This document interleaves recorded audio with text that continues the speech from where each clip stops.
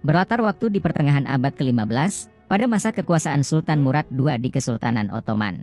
Ottoman berhasil menguasai sebuah daerah di timur Romania, yang bernama Wallachia, tanpa adanya peperangan setelah membantu penguasa yang sah merebut kekuasaan dari tangan pemberontak. Yang sebagai bukti kesetiaan pemimpin Wallachia itu, dia pun menyerahkan 2 dari keempat anaknya yang bernama Rado dan Vlad kepada sang Sultan Murad. Yang alih-alih menjadikan keduanya tawanan, dia justru mengirimkan kedua anak itu bersama putranya sendiri, Pangeran Mehmed, ke Edirne, untuk mendapatkan pendidikan. Berada di Edirne, sang adik, Rado, tumbuh menjadi anak yang cerdas dan tekun yang kemudian memeluk Islam, sementara sang kakak Vlad, tumbuh dengan sifat iri dengan sang adik yang selalu mendapat pujian, pemarah, sombong dan hobi membunuh binatang kecil, yang bahkan burung milik sang Pangeran Mehmed pun pernah dia remas sampai tak bangun lagi. Dan oleh sifat mereka, kelak mereka pun mendapatkan julukan masing-masing, yaitu Rado si Tampan, Mehmed sang Al-Fatih atau penakluk Konstantinopel, dan Vlad sang Impaler atau penyula. Sekedar informasi, sula adalah metode hukuman mati dengan cara menusukkan kayu runcing ke lubang pantat, hingga menembus badan bagian atas sang korban, dalam keadaan korban masih hidup. Yang atas metode hukuman kejam yang dilakukan oleh Vlad kepada rakyatnya, yang sebagian besar adalah bangsawan yang memberontak kepada ayahnya, bangsa Ottoman di perbatasan, serta pedagang-pedagang yang sebagian besar adalah orang-orang Jerman. Maka Ottoman mengirimkan utusannya untuk memperingati kelakuan Salim Vlad, yang telah dibantu Ottoman dalam merebut kekuasaan dari tangan pemberontak yang menggulingkan ayahnya. Tapi bagaikan air susu dibalas air tuba. Alih-alih mendengar peringatan Ottoman, Vlad justru memaku kepala utusan Ottoman karena alasan remeh, bahwa sang utusan itu menolak untuk melepas sorban di kepalanya. Yang mengingatkan Vlad tentang masa-masa di Ottoman dulu yang dibencinya.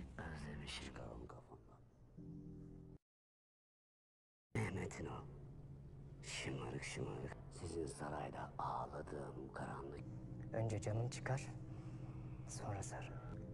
O sarığın bezi benim kefenimdir. Peki.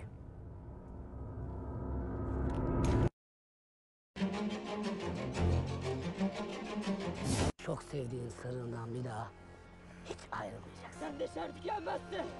Bizde de er Yang tidak perlu waktu lama hingga berita yang menimpa utusannya itu sampai kepada sang sultan. Di mana sang sultan segera mendatangi sebuah tempat dan melepaskan seekor burung dari sebuah sangkar. Yang di belakangnya ada sebuah pergerakan dari pria yang bernama Baba Sultan. Ini orangnya yang diperintahkan oleh sang sultan untuk mengirimkan para delular Utsmani untuk menghukum penghinaan yang dilakukan oleh sang Vlad III, Drakul. Osmanoğlu mülkünün deli evlatlarına haber ile. Vazife sendedir. Hakanımızındır.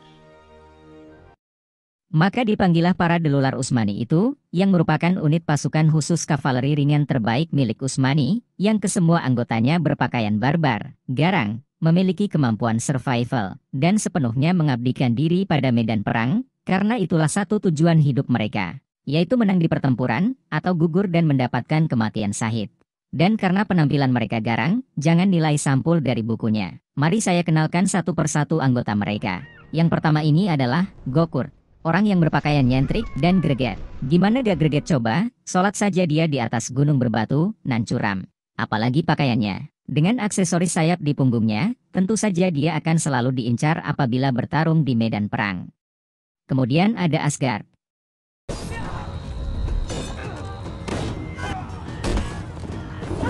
Suskun.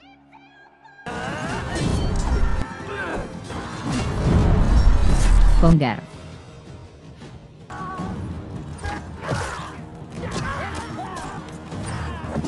Kuman. Uyuyanlar uyansın. Gardas. Mubaris. Serta yang terakhir dan termuda, Aziz.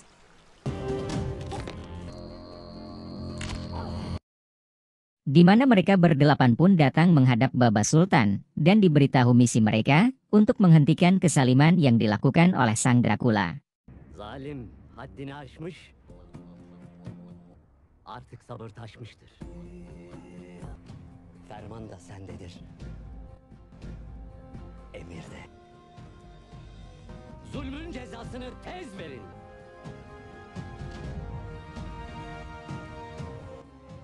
Dan tanpa berlama-lama mereka berangkat, melewati hutan dan lautan, untuk sampai di wilayah Wallachia, tempat di mana Vlad III berada. Yang di tempat berbeda, seorang alkemis atau ahli meracik obat sedang diperintahkan oleh Vlad untuk membuat senjata biologis dengan tikus yang diberi makan daging orang sakit, untuk menghancurkan Konstantinopel beserta Kesultanan Ottoman. Tapi karena tikus percobaan habis, prajurit Vlad pun diperintahkan untuk mencari apa yang dibutuhkan dengan mendatangi desa miskin berpenyakit. Menjanjikan akan memberikan sekeping emas bagi sekantong tikus yang mereka tangkap. Tapi janji tinggallah janji. Alih-alih memberikan emas, prajurit itu justru menusuk orang yang memberi tikus, yang disaksikan seorang bocah dari tempat tersembunyi. Dan berpindah dari situ. Melewati jalanan yang dipenuhi mayat yang disula, kita sampai di istana tempat Vlad sedang berbicara dengan seorang putri bernama Elizabeth, yang menyarankan Vlad untuk meminta dukungan Paus untuk bisa mendapat dukungan pasukan salib. Tapi, alih-alih menuruti, Vlad justru menolak saran itu mentah-mentah, dan secara arogan mengatakan bahwa dia tidak membutuhkan bantuan Paus yang disebutnya sebagai seorang penipu. Yang menipu orang-orang dengan bujukan anggur dan roti. Menekankan bahwa dia akan mengalahkan Turki dengan tangannya sendiri, karena dia merasa lebih istimewa daripada sang Paus. Çünkü ben Tanrı'nın, benim komutanlığımın sınırları harikası yok. Kandırmaya devam etsin. Çünkü ben Tanrı'nın yeryüzündeki Beralih ke sisi lain, para deliler pun beristirahat di sebuah gua, sembari membahas rute selanjutnya yang akan mereka lalui. Di mana, ternyata, jalur lurus yang hendak mereka lalui itu, sudah penuh dengan para bandit yang dimiliki oleh Vlad. Tapi alih-alih memilih jalan memutar, mereka pun memutuskan untuk menerobos jalur berbahaya itu saja. Sekalian memusnahkan para bandit itu, sesuai amanat Sultan bahwa misi mereka adalah memusnahkan kesaliman, yang berarti bukan hanya untuk Vlad seorang, tapi juga anak buahnya yang menebar teror bagi desa-desa di sekitar. Yang di tempat lain, si alkemis ditemui oleh Putri Elizabeth, yang menginginkan konfirmasi perkembangan senjata biologis, dan memaksa si alkemis agar segera merampungkan senjata wabah itu, jika dia masih menyayangi nyawanya. Yang tanpa mereka sadari, seorang anak sedang menguping pembicaraan mereka, lalu melaporkan apa yang dia dengar tadi kepada kakeknya. Evsizleri sokan askerler geldi. Bir sürü fare toplattılar evsizlere. Fareleri götürdük. Prensesle konuştu. Yang di tempat lain, di sebuah desa yang tenang. Keadaan desa itu tiba-tiba berubah menjadi riuh dan kacau karena kedatangan para bandit milik Vlad, yang berniat menjarah desa itu dan membunuhi orang-orang tak bersalah, dan meskipun ada perlawanan kecil, itu tidaklah sepadan. Hingga hanya menyisakan seorang wanita saja, yang terkepung dan dengan mudah dipatahkan perlawanannya. Namun, tiba-tiba para delular berdatangan, dan balik membantai para penjarah itu hingga tidak ada dari mereka yang disisakan.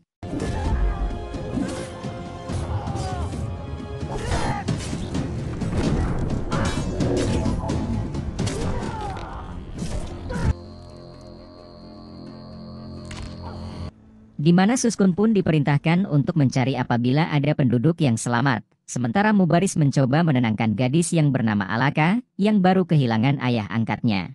Bacım ağlama. Cennete gitti o. Ölüp giden dünyanın şerrinden kurtulmuştur. Hem senin atan şehit oldu. Allah bize de nasip eder inşallah.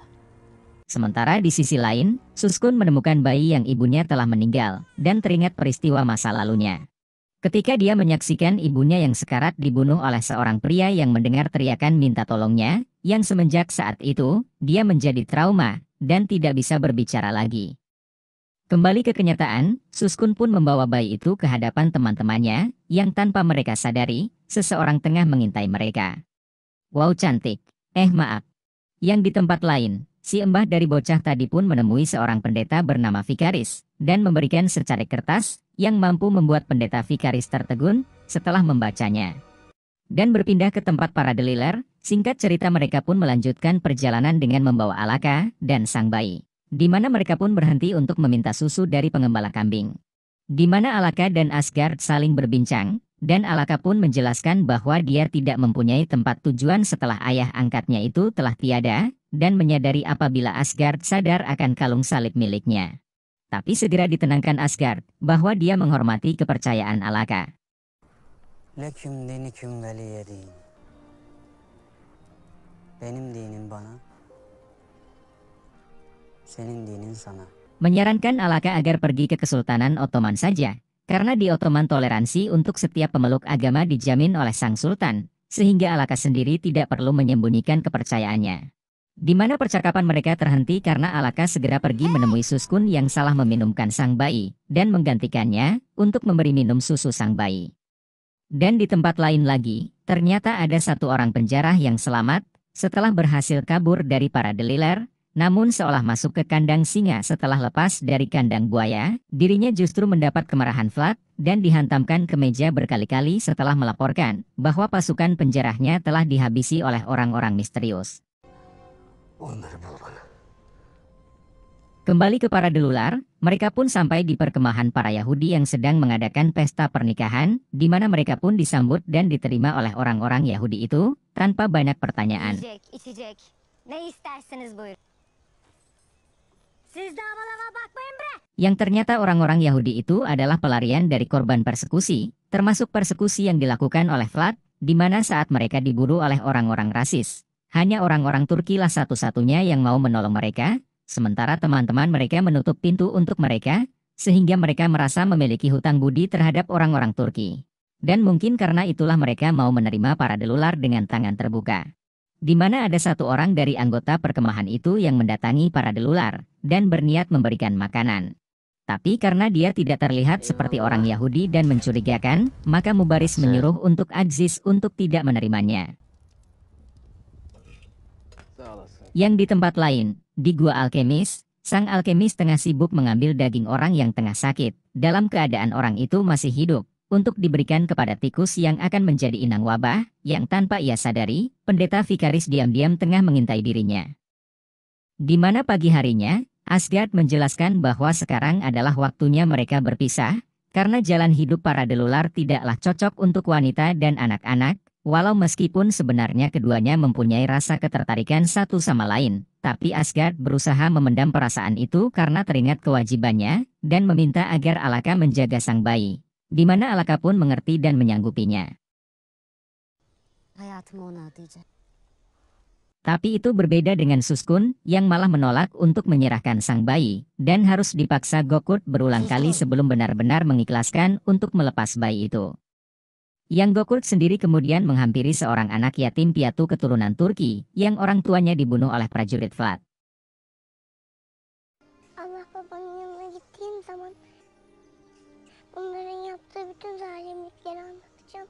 Di mana Gokurt pun segera menjelaskan dengan pelan kepada sang gadis kecil itu, bahwa dia tidak perlu bertemu dengan Allah agar doanya didengar. Cukuplah berdoa ketika dia sholat, maupun di saat apapun, karena Allah memiliki sifat maha mendengar, dan pastilah Allah akan mengirimkan para singa yang di sini bisa diartikan para Delular, untuk membalaskan kematian kedua orang tuanya.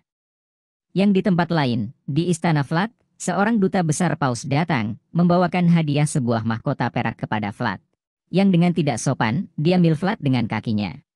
Menyuruh utusan itu berbicara, utusan itu pun mewakili Paus, mengucapkan apresiasi Paus atas upaya Vlad mengusir orang-orang Muslim Turki dari wilayahnya, dengan menerima Vlad sebagai pelindung seluruh dunia Kristen, dan memberikan mahkota sebagai simbolnya, yang dengan memakai mahkota itu, Vlad akan memiliki kedudukan setara dengan semua kardinal, atau pejabat senior dalam gereja Katolik Roma, yang langsung berada di bawah Paus.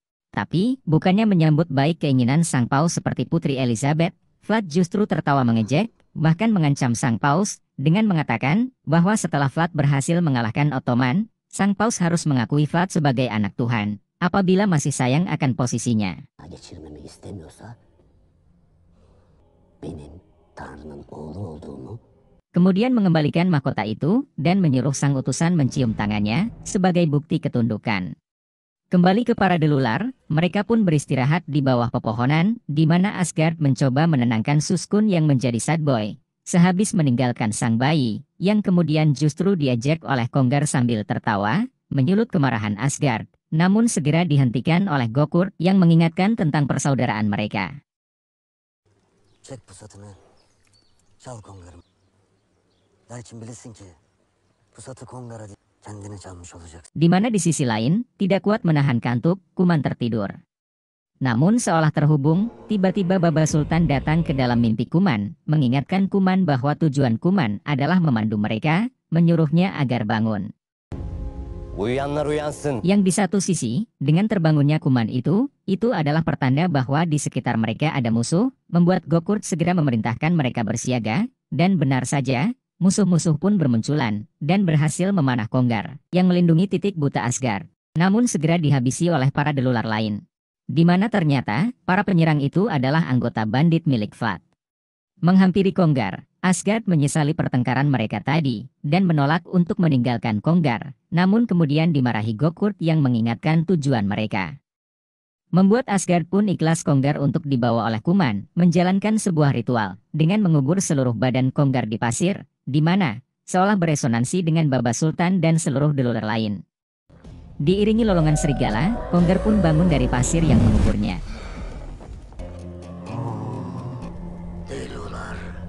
Yang keesokan paginya, para delular pun sudah semakin dalam ke wilayah Wallachia, di mana mereka pun mampir dulu di sebuah warkop, dan menarik perhatian semua orang di dalamnya, termasuk pegulat yang ada di atas ring, yang memprovokasi mereka dengan sarkas dan hinaan yang ditujukan kepada mereka,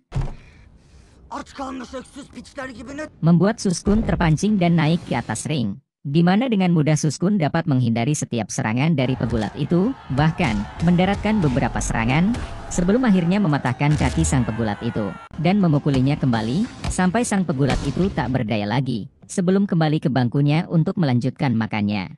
Yang hanya dapat membuat penonton terdiam, terheran-heran. Melanjutkan perjalanan, mereka pun sampai di pinggir sungai yang airnya tercemar, dan memutuskan istirahat. Di mana Mubaris pun kemudian menyuruh Aziz untuk mencari air bersih yang dapat diminum, yang kemudian Aziz sampai di tempat air bersih berada, yang tiba-tiba Aziz merasakan keanehan dan dengan refleks menodongkan pisaunya ke leher orang yang berada di belakangnya, yang ternyata adalah orang yang sama dengan orang yang memberinya minum kemarin malam, yang beralasan memiliki tempat tujuan yang searah. Namun tiba-tiba, para bandit Vlad bermunculan menyergap Aziz dari balik bebatuan, dan meskipun Aziz berhasil membuka serangan, tiba-tiba dia dipukul dari belakang oleh orang yang ia todong tadi, yang ternyata sekomplotan dengan para bandit itu.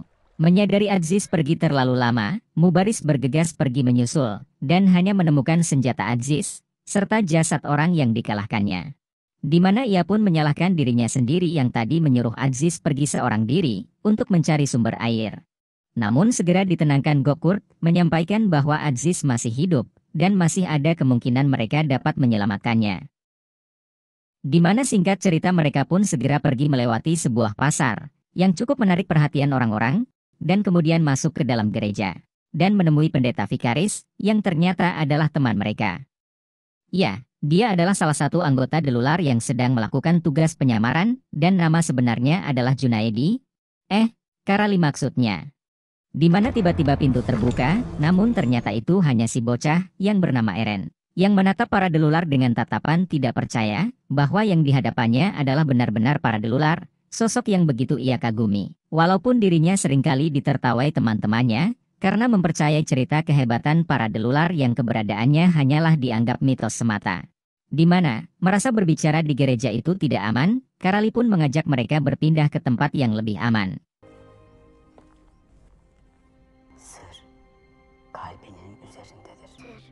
Kalbimin üzerindedir. Yang di tempat berbeda, kini Aziz tengah diikat dan diinterogasi oleh Vlad dan mata-matanya, yang itu seolah percuma, karena meskipun mendapat siksaan yang mengerikan dengan metode potong jari, Aziz tetap bersikeras tidak mau untuk membuka mulutnya. Dan kembali ke para delular, mereka pun diberitahu Karali sebuah jalan rahasia menuju penjara Aziz, apabila mereka mau menyelamatkannya. Walau ada satu permasalahan lagi, yaitu sebuah senjata wabah yang dikembangkan oleh si alkemis. Di mana mereka pun setuju untuk membagi tugas, untuk para delular akan pergi ke jalur rahasia itu, sementara Karali akan ditugaskan untuk memusnahkan senjata wabah itu sendiri, di mana mereka pun saling memberikan keridoan masing-masing. Hakkını helal et. Hakkım sana. Sen de bana hakkını helal olsun. Allah yüreğine de, bileğine de zeval vermesin. Evelallah. Bir damla suyla geldik. Öyleyse kazamız mübarek, Hızır yoldaşımız olsun. Yang pada pagi harinya, Gokul memuji keberanian Eren dan keberhasilan mbahnya untuk mendidiknya, di mana Gokul pun memberikan aksesoris sayap miliknya kepada Eren yang memiliki cita-cita ingin menjadi anggota Delular. Dan setelah itu, mereka pun berangkat pada misi mereka masing-masing. Di mana Karali pun sampai di laboratorium Gua Alkemis, namun tidak menemukan seorang pun, yang itu memudahkan misi dia, yang dengan segera menabur bubuk mesio, kemudian meledakkan tempat itu. Sementara itu, mendengar bahwa ada sebuah pergerakan di selatan wilayahnya, Vlad mengumpulkan pasukan dan berdoa di pinggir danau sebelum memulai peperangan, berdoa agar Tuhan tidak meninggalkan dirinya seperti yang dilakukan ayahnya dulu, ketika membuangnya ke Utsmani, dan diakhiri dengan kalimat ancaman. Baba, eğer sen benim o kafir ve barbar Türklerin karşısında senin adında sonsuza dek karanlıkta kalır. Buset, doa tapi ngancam. Yang setelah itu, pasukan besar Vlad pun bergerak, bertemu dengan para Delular yang melihat Aziz telah babak belur penuh luka di sekujur tubuhnya, tapi masih bisa tertawa. Beralih melihat pasukan besar yang dimiliki oleh Vlad, jumlah pasukan itu sama sekali tidak menggentarkan hati para Delular, tapi justru menambahkan semangat mereka, karena mereka tahu, disinilah mereka akan mewujudkan tujuan mereka. Gaziler, dem, şehadet vaktidir. Di mana mereka pun kemudian mengucapkan sumpah mereka. Bertepatan dengan kedatangan Konggar yang telah sembuh. Yeminler! Yeminler! Sancağımı yedektim! Başlıların tacını! Başlıların başını ezmeden! Yolbaşçım Ali Osman! Baş tacım! Muhammedül Emin'dir! Cümle zalimler! Yeminler!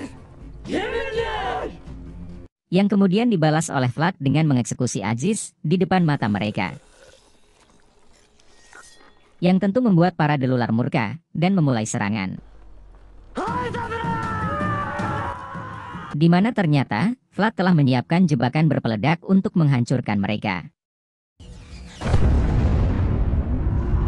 Yang tanpa Vlad tahu bahwa apa yang dia persiapkan itu sebenarnya tidaklah cukup untuk menghentikan keganasan para Delular yang kini sudah didukung oleh pasukan utama mereka yang berhasil menyusul dan langsung terlibat bentrokan dengan pasukan yang dimiliki oleh Vlad. Di mana kebrutalan segera terjadi di medan perang dengan pasukan kavaleri saling menusukkan tombaknya ke lawan mereka. Juga pasukan pejalan kaki yang dengan sengit berusaha menghabisi masing-masing musuh di hadapan mereka. Termasuk juga para Delular yang menunjukkan kebolehan kemampuan perang mereka. Di mana tidak lama Suskun melihat orang yang membunuh ibunya dulu dan merupakan tangan kanan Vlad dan berhadapan dengannya. Di mana Suskun berhasil menebas dan menjatuhkan orang itu, menirukan ekspresi ketika dulu dia disuruh diam oleh pembunuh di hadapannya, sebelum akhirnya Suskun pun mengakhiri nyawa orang itu. Yang di sisi berbeda, Gokul menemukan keberadaan Vlad dan berhadapan dengannya. Sementara itu, Mubaris sendiri kini berhadapan dengan si mata-mata Vlad yang menangkap dan menyiksa Aziz, di mana dia dengan mudah dapat menebas si mata-mata itu, lalu mengalahkannya. Dan kembali ke sisi Gokul, pertarungan sengit terjadi di antara keduanya. Di mana kemampuan bertarung Vlad yang mendapatkan pendidikan yang sama dengan Sultan Mehmed cukup membuat Gokul kerepotan. Sebelum akhirnya, Gokul pun berhasil mendaratkan serangan kepada Vlad dan menusukkan pedangnya menembus badannya. Dan walau sudah terluka parah, bahkan sekarat seperti itu, Vlad masih bisa menyalahkan Bapa atas kekalahannya. Lah, siapa suruh? Doa kok maksa. Lanjut dah, menebaskan pedangnya, Gokul mengakhiri kekejaman Vlad sang penyula. Di mana singkat cerita perang pun selesai, dan Suskun kini sudah dapat berbicara lagi, setelah mengalahkan orang yang membuatnya trauma.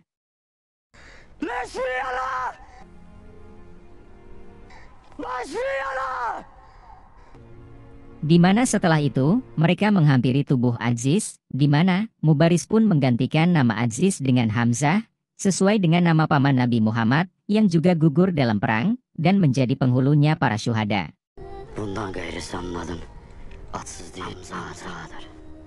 Dan membawa mereka yang gugur dalam perang, mereka pulang kembali ke Ottoman. Yang di scene akhir kita akan diperlihatkan sang alkemis mengatakan bahwa percobaannya telah berhasil.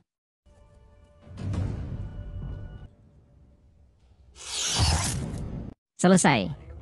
Sebenarnya film ini cukup bagus, tapi seperti serial sejarah Netflix pada umumnya, scene-nya pasti selalu berulang. Ya, mungkin itu untuk menghemat budget juga sih. Tapi semua itu cukup tertutupi dengan musik yang menurut saya cukup epik, dengan ada nuansa musik ala Mongol. Well, cukup segitu yang dapat saya utarakan. Jangan lupa tetap dukung Kasih Tahu Film dengan cara subscribe, share, tetap jaga kesehatan, dan sampai jumpa di video selanjutnya.